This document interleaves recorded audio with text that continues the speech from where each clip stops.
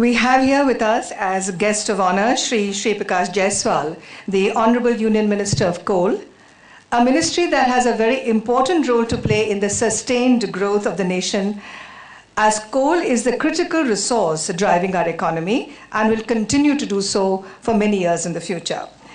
Our esteemed guest of honor, the Honorable Minister of Coal, Shri Jaiswal, is a 3-time member of the Lok Sabha and has served as Union Minister of State Home Affairs for 5 years from 2004. He was also member Committee on Petroleum and Chemicals and member Consultative Committee on Railways. He is actively involved in the educational and financial upliftment of the minority and the suppressed communities. I now request the Honorable Union Minister of Coal to share his thoughts with us.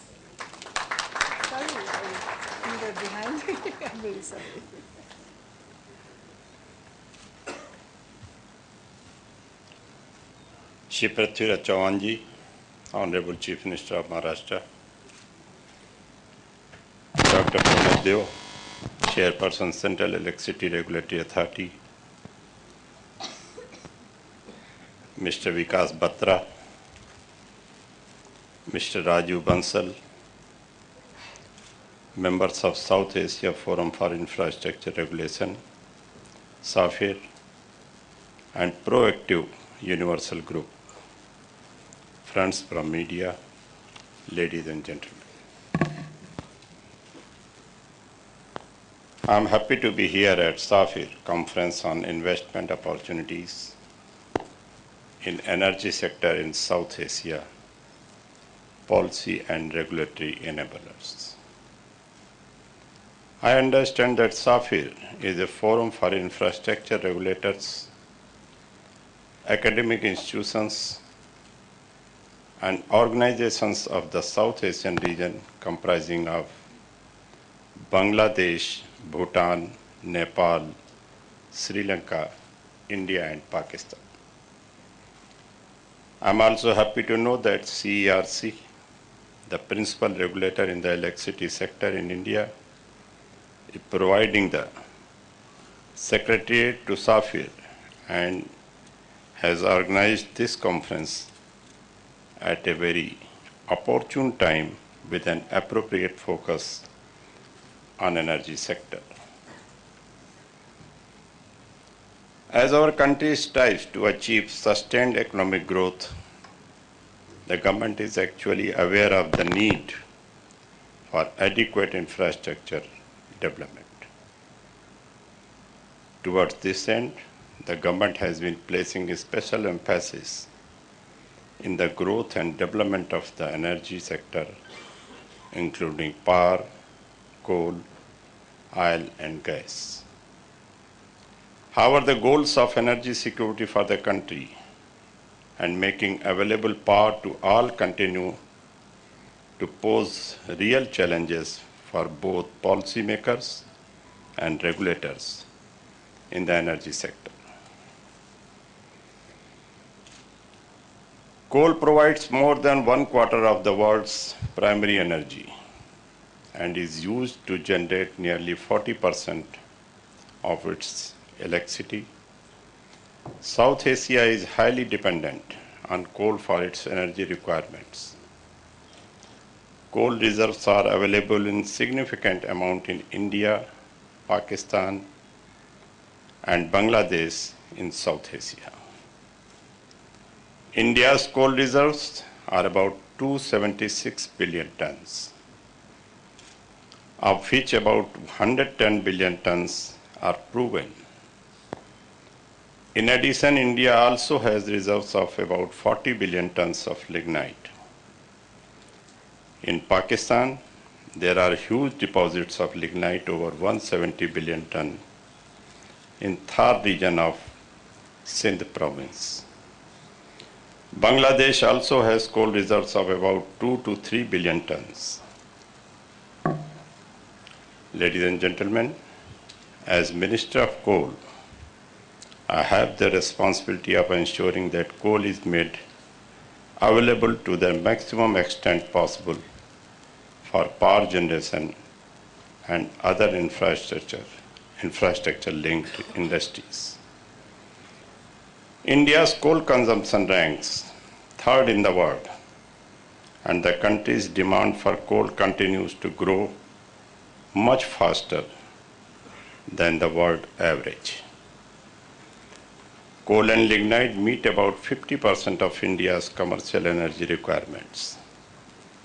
More than 75% of the coal and lignite is consumed by the country's power sector. Cement and steel are the other significant consumers.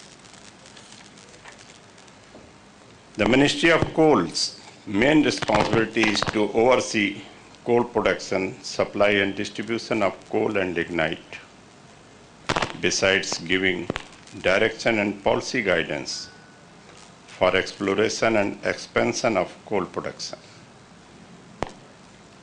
Coal in India continues to be in the nationalized sector, and private sector involvement has been kept limited to production from allotted coal blocks for specified end-use plants. Coal India Limited, along with its subsidiaries, has a market share of 83%. Some important developments have taken place in the Indian coal sector in the recent past. That is, with the introduction of new coal distribution policy, NCDP, the fuel supply agreement regime has replaced the old linkage system.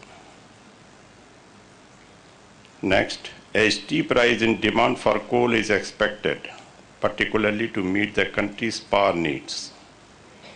A need was felt for evolving an objective and transparent system of allocation of coal blocks. Competitive bidding for allocation of coal blocks has been introduced to allocate the limited resources available. Accordingly, the Mines and Minerals Development and Regulation Act has been amended to provide for introduction of competitive bidding system for allocation of coal blocks for captive use.